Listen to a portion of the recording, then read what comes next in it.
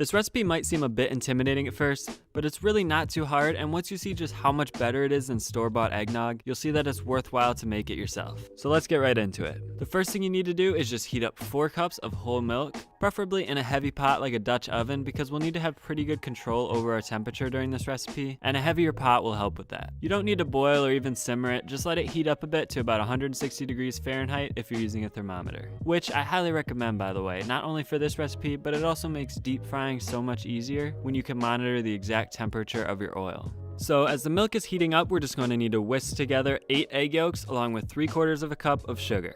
I'm using the technique that Josh used in his video to remove the yolks, which involves cracking them into a separate container and fishing them out with my hands. This method ends up being a lot quicker and more effective for removing the yolks than separating them one at a time. So once you have all of the yolks separated, just gradually add your sugar little by little as you continue to whisk. You'll want to whisk until the mixture turns significantly lighter in color, which indicates that you've got some good aeration going on. When whisking, I always use a side-to-side motion rather than a circular pattern or figure 8 because it applies the most shear force to whatever you're whisking. America's Test Kitchen did a test of several different whisking methods, and the back and forth pattern achieved far better results than any other method. So assuming your milk is sufficiently heated by now, start incorporating it into the egg mixture 1 ladleful at a time. We basically just want to bring the yolks up to temperature so they don't curdle when we add them to the hot milk. So do that a few times, stirring between pours before adding that entire mixture back into the pot with the milk. Now I'll just add some crushed cinnamon sticks and cloves. In order to get the freshest and best possible flavor, I recommend using whole spices, so I used a mortar and pestle to crush 2 cinnamon sticks, along with 1 heaping tablespoon of whole cloves. You don't need to break them down too far since they'll get strained out eventually anyways, but we're really just trying to increase their surface area to help them release their flavors.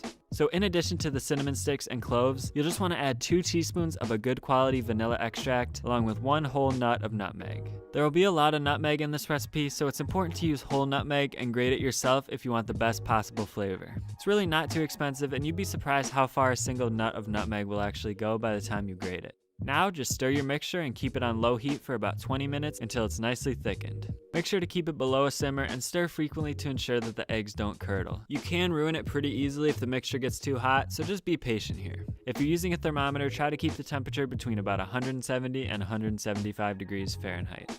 Once the mixture has thickened to the point where it coats the back of a spoon, it's time to remove it from the heat and strain it through a fine mesh strainer into a bowl, hopefully struggling a bit less than I did.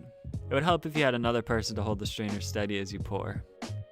Then just use a rubber spatula to make sure you get every last bit of eggnog into the bowl. If you'd taste the eggnog at this point, you could tell that the spices already infused a good amount of flavor into it, but we do want to add just a bit more spice now to finish it off. The spices may leave a bit of sediment, but that's why we added the crushed spices at the beginning and strained them out, because now we only need to add a bit more spice to get the flavor we're looking for. So just add 1 teaspoon of ground cinnamon, 1 tablespoon of ground ginger, and somewhere between another 1/2 to 1 whole nut of grated nutmeg, depending on how nutmeggy you like it. Now, if you're making a non-alcoholic eggnog, just stir in 1.5 cups of heavy cream. Otherwise, stir in 2 cups of heavy cream, along with a 1/2 cup of brandy and a 1/2 cup of either dark rum or bourbon. Personally, I prefer rum in mine, but I'd recommend trying it both ways and seeing which one you like better.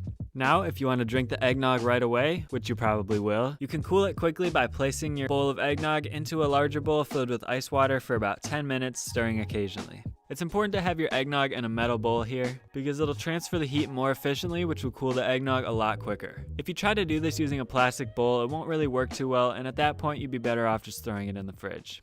So that's all there is to it.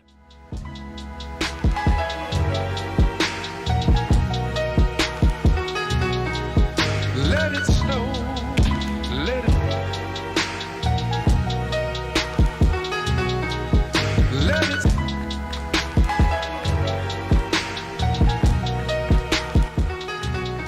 Eggnog is a really great, comforting drink for the holidays, and I guarantee that this will be some of the best you've ever had.